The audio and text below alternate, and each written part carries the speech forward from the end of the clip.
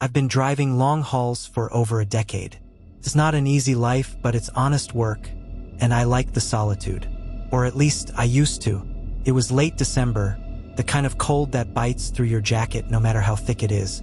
I just picked up a load in Nebraska and was heading south toward Texas, aiming to beat an incoming storm.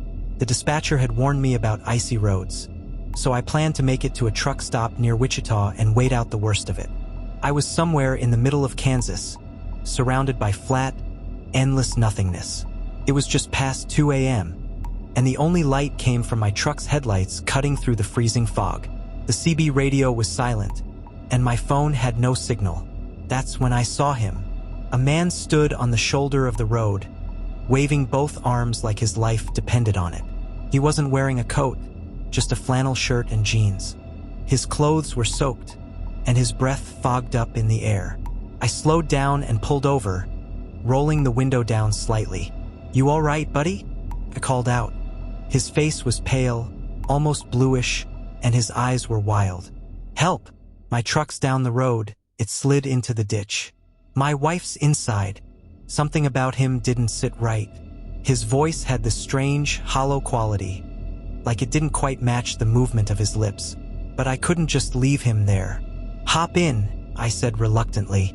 He climbed into the passenger seat, bringing with him the stink of wet clothes and something metallic, like blood.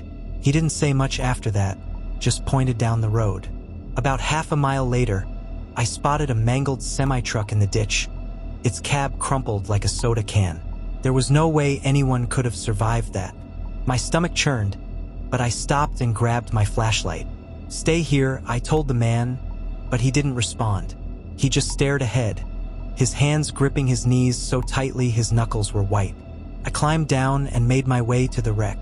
The cab's windshield was shattered, and the driver's seat was empty, but the passenger seat, there was a woman slumped over, her face obscured by her hair.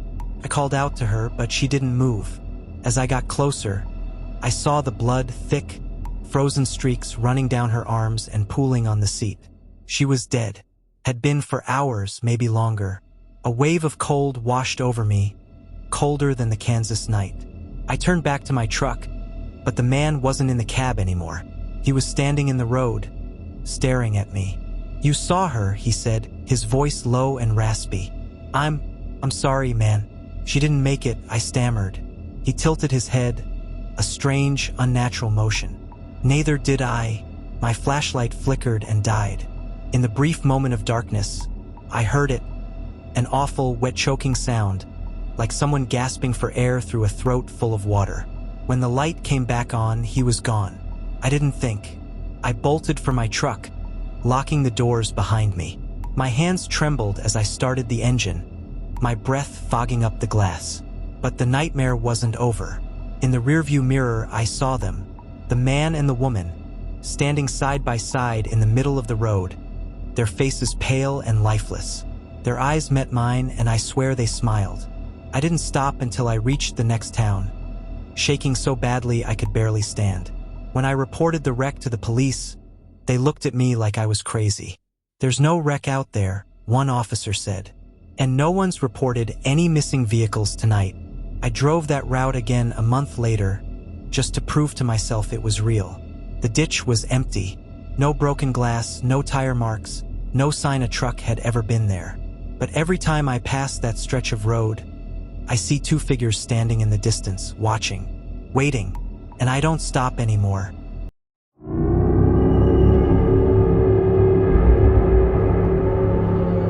The highway was my second home. As a long-haul trucker, I'd driven through some of the most remote stretches of America. You see a lot out there on the open road, broken down cars, wildlife darting across the asphalt, the occasional eerie light flickering in the distance. But nothing had ever unsettled me the way that night did.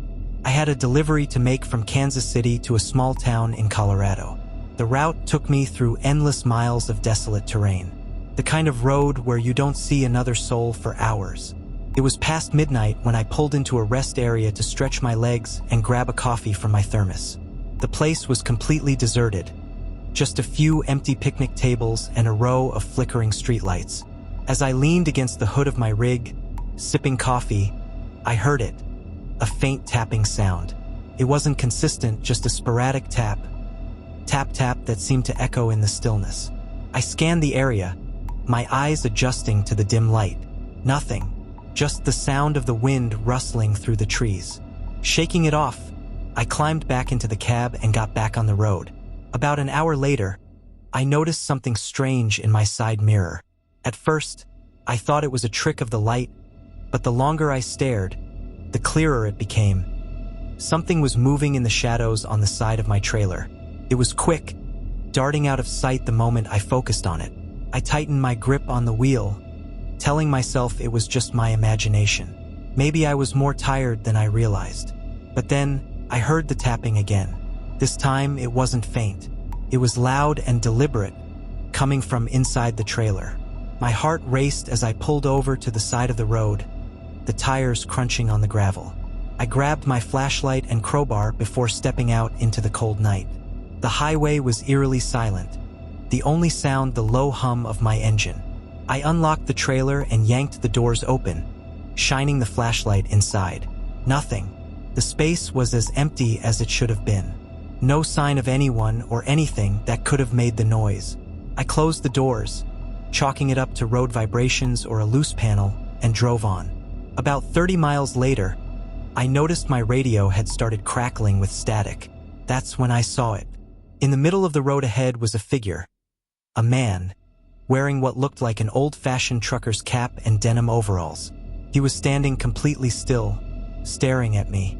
I slammed on the brakes, my tires screeching as the rig came to a halt. My headlights illuminated his face, but something was wrong. His eyes were empty, not just hollow, but gone, like black pits in his skull.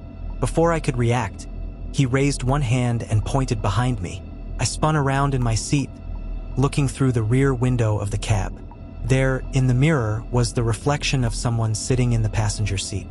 My chest tightened as I turned my head to look beside me, but the seat was empty. When I looked back to the road, the man was gone. Shaking with adrenaline, I floored the gas pedal and sped away, my hands trembling on the wheel.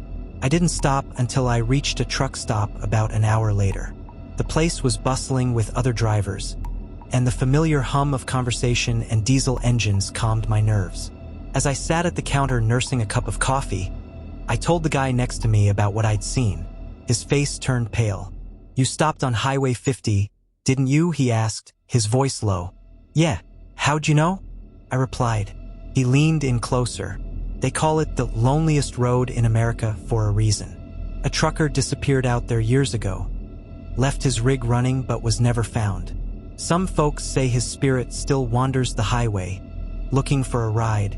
I laughed nervously, trying to brush it off. But as I climbed back into my truck and turned the ignition, I caught a glimpse of something in my side mirror. A figure standing in the shadows wearing a trucker's cap. The tapping started again, but this time it didn't stop. It grew louder and more frantic, as if someone, or something, was trying to break into the cab. My hands trembled as I put the truck in gear and sped off, the noise persisting until I hit the state line and the first rays of dawn broke over the horizon. When I finally arrived at my destination, I refused to open the trailer again. Instead, I let the warehouse workers unload it. One of them approached me afterward, his face pale. "You haul this alone?" he asked, holding up a weathered leather cap. "Found this on the floor in the back. Looks old." I stared at the cap, unable to speak. I left that job, that route, and that truck soon after. But even now, every time I hear a faint tapping on a window or a door, my blood runs cold, because I know he's still out there waiting for his next ride.